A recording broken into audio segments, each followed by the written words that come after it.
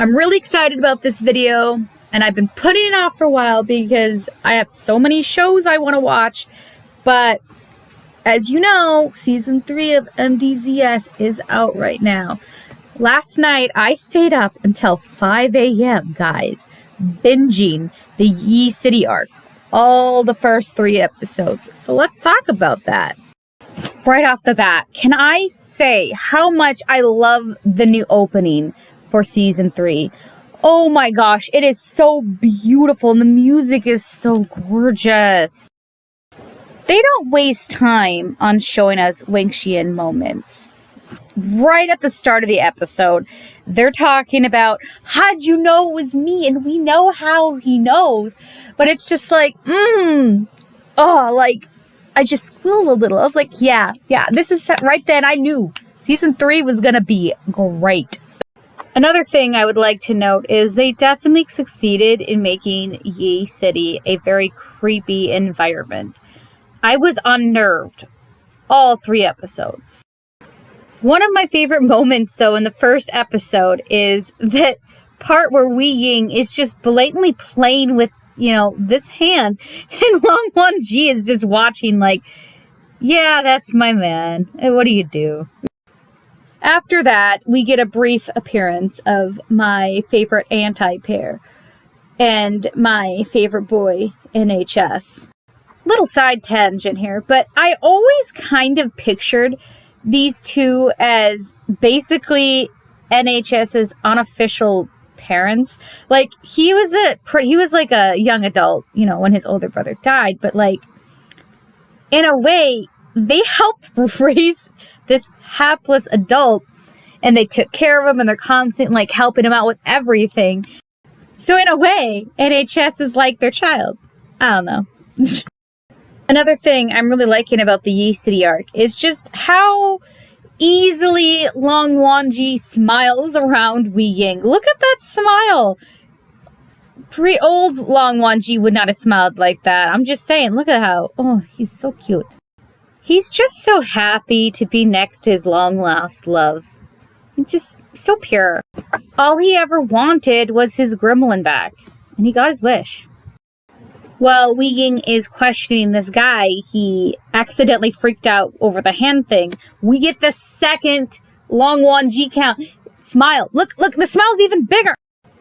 We finally also get Little Apple coming back, who I still maintain is a certain someone. And I love how he just runs past Wei Ying just to take his apple.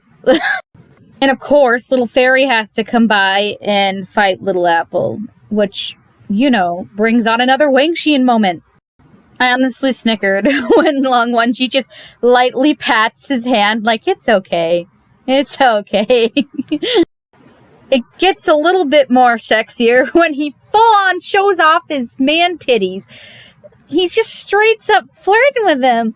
And we just see Long Won-ji just look down. We don't see his ears, but we know. We know his ears are freaking red.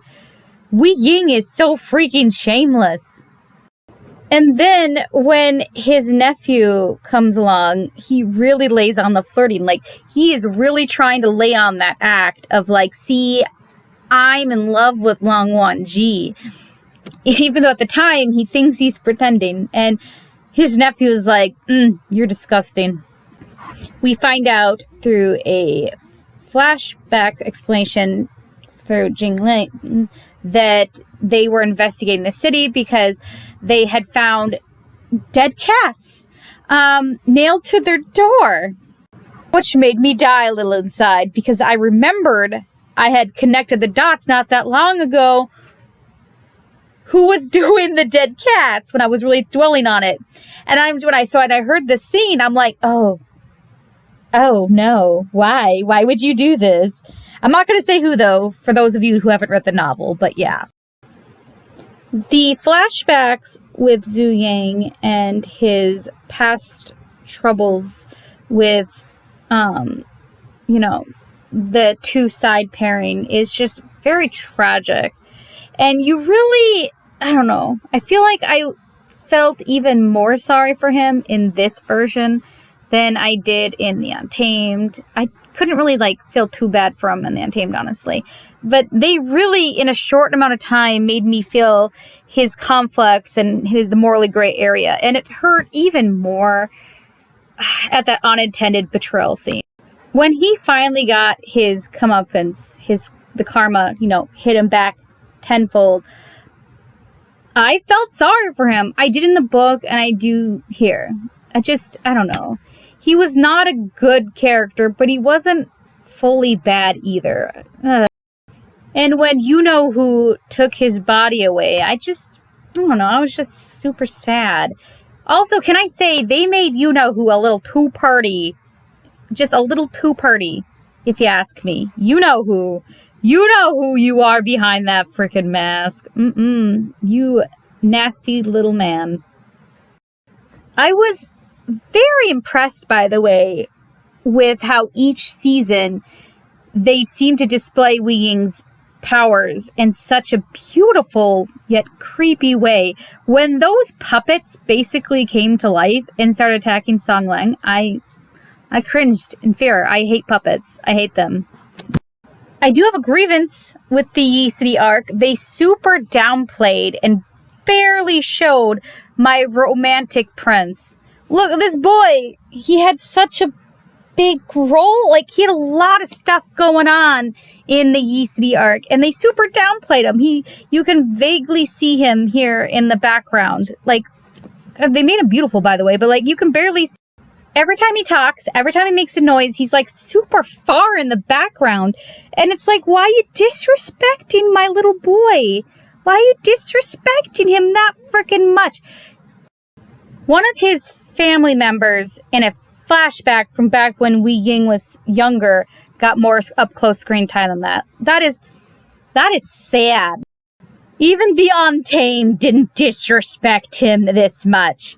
He better have more up-close screen time in the following episodes, is all I've got to say. Speaking of the Untamed, it was very refreshing to see the formerly alive Jinsek leader not be a very ugly, chubby, mustached man, instead see him the beautiful, youthful man he was intended to be. Like, my God, the Untamed did not do him justice. Do you know what the Donghua did justice, though? That kanji scene where they had to, drink that poisoned kanji. It's not really poison, it's just super spicy. I love the interaction between Wei Ying and his nephew on. I love how he's just like holding him down, and Qingling is just kicking and flailing, trying to get free as it's just forced down. Yeah, that was beautiful. Almost as beautiful as the umbrella scene between Wei Ying and Long Wanji at that one part in the last episode. Ugh. All in all, the Yi City arc was animated beautifully, and it was more than I could have hoped for. I'm glad it was only 3 episodes, even if it did cause some things to be cut and shortened, and some certain characters to be maybe disrespected, because I feel like with the amount of episodes we're allowed to have for the final season, you kind of have to crunch things. And honestly, I don't think I could have dealt with more than 3 episodes of that level of angst, so, All in all, I would give the Yi City arc a score of 9 out of 10. Again, I haven't seen past the 3rd episode. I kind of, like I said, binged it in the middle of the night, and I had to go to bed. But after I catch up on a couple of my other shows, I do plan on watching some more of the final season. And if you guys want, I can give my thoughts on those episodes as well. Anyways,